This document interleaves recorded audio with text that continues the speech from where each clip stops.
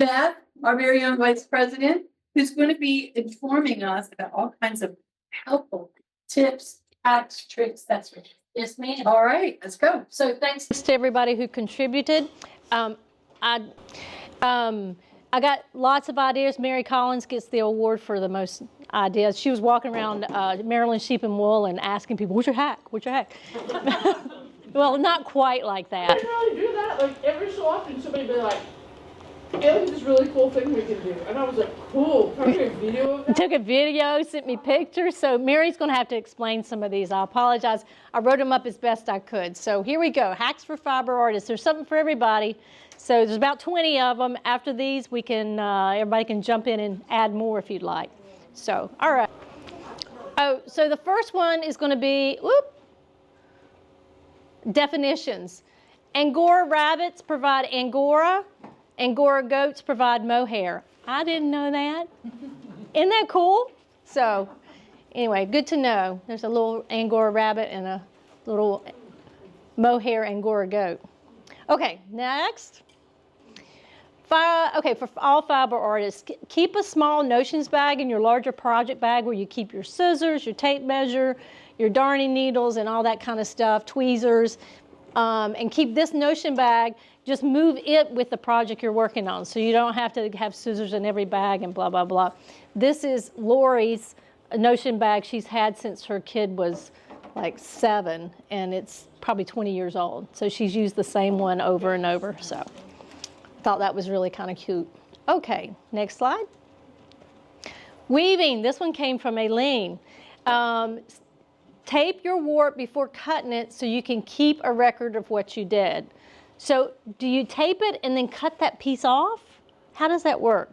You tape it top and bottom. Uh-huh.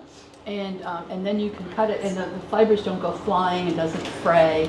And you can, especially on a warp like this, when you want to keep those warp threads in order, when you're doing whatever hemming and that sort of thing that you're doing, the tape just helps keep everything in order. And I wouldn't use the stickiest tape in the world, okay? Kind of that really thin package tape, the real thin stuff. Mm-hmm. And it'll hold those kinds of fibers really well, but it also will peel off without taking half the fiber with it. So like a painter's tape maybe? So a painter's tape might work too. I like this because it's clear, you can see through it. Awesome. Thank you. For spinning, so use an electric drill with a chopstick or a dowel in place of the drill bit to move your spun yarn off your nice bobbin to your storage bobbin. So you can taper the chopstick or the dowel a little bit if you need to fit it inside your where the drill bit goes. My bobbin was too big, and so I had to put I put a rubber band down at the bottom where the dowel was going into the chuck, and put a rubber band, and that was enough to when I squished this on there, you can kind of see the rubber band, it kind of held it tight. So it gave it a little bit of friction. But I think this will play if you'll punch it, Leslie, see if it'll. Oh, okay. All right, never mind. So anyway, good way to, because I've only got a few really nice bobbins I spin onto, so I have a lot of these storage bobbins. Okay, next one. Use a plastic bread tie that's cut in half as a reed hook when threading the warp of a loom. I thought this was a cute one. Thank you, Pancho. Somebody told me this at Maryland Sheep and Wool. Roving is carded prep and top is combed prep. Is that right? Okay. Yes. All right, I didn't know that. So when you're looking at stuff you're buying, if it's been carded, if it's roving, it's been carded. If it's top, it's been combed. So that means it's probably longer fibers. Does that make sense? Because don't you usually card the longer ones? We're all learning here. Okay, spinning. Don't store a drum carder or hand carders in a damp place. The pins will rust. Take the belt off a drum carder before storing it to extend its life. Make sense? Yeah, if you really let it sit a long time, it might just crumble when you go back. But take it off. And then and then the same for spinning wheels. Yes, you're not going to. And then looms, let go of the tension for a little bit, right? If you're not going to be going back to it. Yeah. Easy to forget. There's my gap where I want to switch it out. So pass the latch, hold on tight, done. Way easier than transferring stitches. Fascinating. Sorry, was I in your way? Here we go again. Pass the latch, pull it back. And also, if this wasn't so rough, it's way easier. But this yarn is very rough. Okay. She was changing her river needles to cylinder needles. And so what she had done in order to not drop the little loop was she had picked up the river needle and like actually hooked it with the cylinder needle and then pulled the river needle out and it transferred it doing a quote handshake. Yeah. And I've never done it like that before. I think stubborn. But it was really cool because I was like, wow, that was fast. And then she was like 3 of them. And I was like, can I take a video of that? And so I had my phone out. She's like done 2 more. And so she was just. She was fast. She is experienced and she was just doing demos for people. She let me take a picture. Or her video. It was a video, but we had a PDF, so Who sorry was about it. it? Write the weight of each bobbin on its end when it's empty, so when the bobbin is full, you can calculate the weight of the yarn by subtracting the bobbin's weight. So just take your regular bobbin and write 1.8 ounces or whatever it is, and then you'll know, because they're all a little bit different. You can weigh your yarn when it's on there. I thought that was pretty handy. Okay, this was seen on Sheep to Shawl, another Mary Collins one. The team adjusts the floating selvage on the loom by having the selvage round around one cone. So there's 2 cones here. They round the selvage around this cone, and then they pop the second one on to cover it so it's holding it in place. And then one of the spinners would come over, remove the top cone, unwind the warp, slam the top cone back onto the bottom, and drop it, and goes about spinning.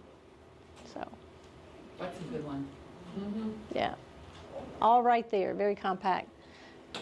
Lori gave me this one, or no, Mary Snellings did. Don't enjoy weaving in the ends or ripping out something you did incorrectly? Get a piece of cake or pie and have a good snack while you do it. Or ask a friend to do it for you. That's a good friend. It was awesome. There's some people who love to Kitchener. I'm not going to lie. And they'll do it for you. We're the sock machine people. That's great. So on Facebook, there's all types of. If you type in hack in the little where the magnifying glass is, hacks for weavers or hacks for drop spindles, and you'll get a long feed of ideas from different websites, and some of them specialize in hacks. I could not figure out how to put hacks for spinners. You get all kinds of crazy stuff that's not spinners, and I put. You have to use the term hand spinner or hand spinning Okay. instead of spinner or spinning, because if you do spinning, you get Peloton. Yeah, you get bicycle. Yeah. Stationary Yes. bike as well as. Or the fidget spinners. There was a lot of those. So anyway, like we all need another rabbit hole, but it's kind of fun. Okay, weaving. Tie a new warp onto the old one so you do not have to rethread the loom. So you leave your loom threaded after you cut off the fabric, tie the new warp to the old warp, and then wind on. Just be careful when pulling it through the heddles. So Find a video for that, because there's a way to tie it. yeah, there's a certain way to tie it. You don't want those coming undone in the middle of pulling through your heddles. It was like a pinch and a pull through or something, It's but a weaver's knot. is that what it is? I still haven't had luck with it. I find it's faster for me to just rethread. Rethread it. No, my last big warp, I tied on and pulled it through and didn't have any trouble. It just really depends. Yeah. It's something worth trying. Yeah. I know other people who have great luck with it. Okay, next. So if you need to add markers between the heddles, counting by tens using large modified paper clips. So, and this is what they showed. So, I do that with safety huh? pins. Get the colorful paper clips, that's even better. There you go. Chris had something to say. Couldn't Yes, I do that with safety pins. Safety. Oh, yeah. good idea. Yes. While this picture's up here, can I add that? Absolutely. Okay, do y'all know what rare earth magnets are? Yes. Yeah. The little round ones, and they're super, super magnetic, super strong. But if you're putting on a warp and you have extra heddles, you want to stay out of your way, get a rare earth magnet and pop it right there. Oh, And it'll stay over. And it's easy to adjust. awesome. I just saw that one the other day and I forgot to send it to you. Very good. We got another one with those type of magnets too. Oh, here it is. Okay. Use magnetic cable ties instead of pinning fabric or marking fabric with a needle. Cables can also be used to hold your needles. So they're these little things, you usually wrap them around and they have these little round circles and they go poof, like this. So just put that so you don't have to pin your fabric or put it on your shirt and you can throw your pins up there, or like you just said, put it on your loom to keep your... They're called reusable magnetic cable twist. So it's got a magnet on each end, it's covered in silicone, and it's got a silicone tube between them. It's stretchy. So usually you take them and you wrap it around your cables, and the magnets stick together so everything stays together. And what are you doing with it? Well, they got one hanging here holding some thumb drives. So that's a metal thing. Yeah, and then this is the twist ties on them. I was just trying to show you what they're usually used for, not what we were going to use them for. But they're cheap. So dog brushes are good for everything. Cleaning your carder, packing blending board, use as a practice carders with kids. They did this at Maryland Sheep and Wool. I went to the demonstration. And she just got those cheapy dog brushes from Dollar Tree, whatever. And they worked really good just to learn, and then she used it to clean out her drum carder. And she recommended a porcupine quill for pulling things off the drum carder because it's bendy and pointed. When do you get porcupine quills? Carefully. Carefully, very carefully. Oh, there are no mistakes in fiber arts. Very insistent on that, she was. Exactly that. Very good. Okay, so orthodontic floss, I think Ginger sent this one. Orthodontic floss threaders can help thread the reed on a loom or the orifice hook of a spinning wheel. So, these things are kind of rigid, so you would typically stick it through your teeth and put your floss through, and then you can... Are they flexible? But they're stiff enough that they stand straight. They don't go limp like a piece of thread. Mm-hmm. So there you go. They're also good to help you thread on a serger. Oh. They're cheaper than serger equipment too. Yeah. Very good. I've heard people using them too if they're knitting a shawl or something that has beads. You can load your beads on there and transfer. I was wondering about that. Yeah. I don't know how to do it, but I've heard. Okay. Buttons are great for dizzes. Diz is what you use to pull when you've got your you've got your roving, or you've got a bat of fiber and you can pull it through and make a piece of roving so it's not such a thick piece. I think that's right. So I took that class on carding and preparing fiber, and she had some roving that had gotten compacted. You know how over the years if it sits in a bag it's compacted, and what she did is she separated it into thinner strands and then just recarded it again. Put it up on there. When it kind of pulled it apart, stuck it, it was perfect. Otherwise it was just a clump.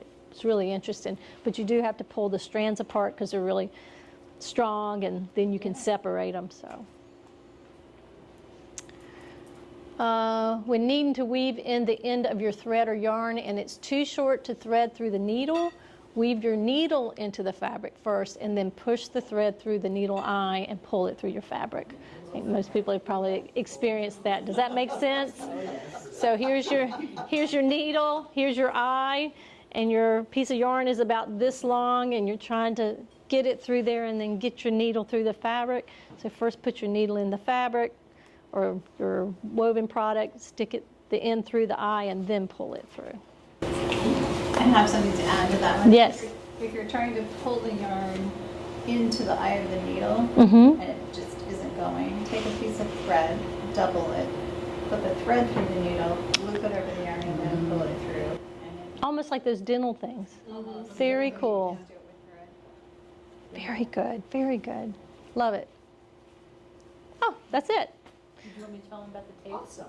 Yes, yes. Where's the roll of blue tape? Here, Wait, there's more. Oh, there is more? Oh, there's more Oh, than that. okay. So find project bags at Goodwill or thrift shops. Small handbags and fabric lunch bags are great repurposed. I found a Vera Bradley little mini lunch bag that's awesome. So I always check out the thrift shops for those kind of things. We'll get one in the little raffles that we do. Yes. sheets bag. Yeah, yeah. A sheet bag is great. Yes. I bought this to be a project bag, but it's a handmade purse like the Vera Bradley purses. Mm-hmm. And one of my other project bags is an old Vera Bradley. They're that I got at awesome. the thrift shop. Yep. Is that all of them? I have an additional one. Please go ahead. Yep, that's it. There was a place in there where it said if you hated to do some correction or whatever, get a Right. friend to do it. I did that for a friend who tangled up her yarn terribly, and she gave me a whole bag of hair clips, and I said, what is this for? She said, it's to thank you for helping me. You can use it for center pole ball yarn to hold down the obnoxious loose ends. Oh, that is good. I gotta write that one down.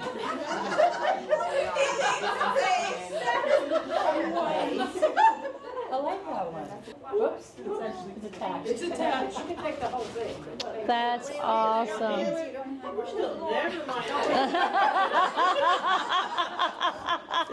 Aileen, you had one. Yeah, this is not necessarily fiber related, but you know the little tabs for bags of bread Yeah. on tape. You just stick one on the end. You never lose the end of your tape again. Oh, Love it. It's simple. Just save your little bread things, throw them in the drawer or a little bowl or something, and then it's so easy. You always have it? All I know is I'm buying a bag of those little clippy things for, because those are just actually just kids' clips for hair. Yeah. that's so loud. So this is for, if you don't like twisting fringe, these are wonderful. They're hair fringe twisters.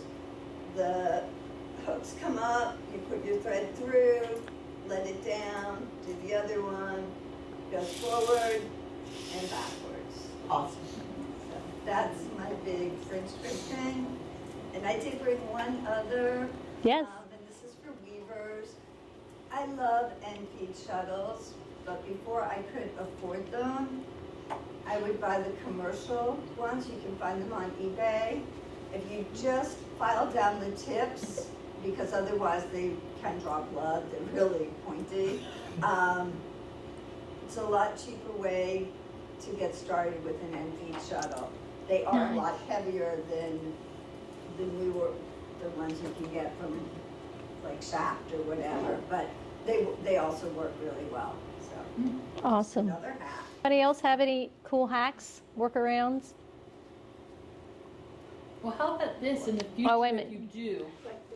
We got one more. Yeah, I'm saying in the future if you do, send them to our newsletter person and It's not really a hack, but it's if you do like drop spindle or like supported spindle, so you can get this is like a wine bottle Yes, thing, and then you can just like pack it with fiber, so it's not. that's a great idea. I hate throwing those boxes out when we get something in them because it's like that's a perfect length for a Sounds like door spindle. prizes to me.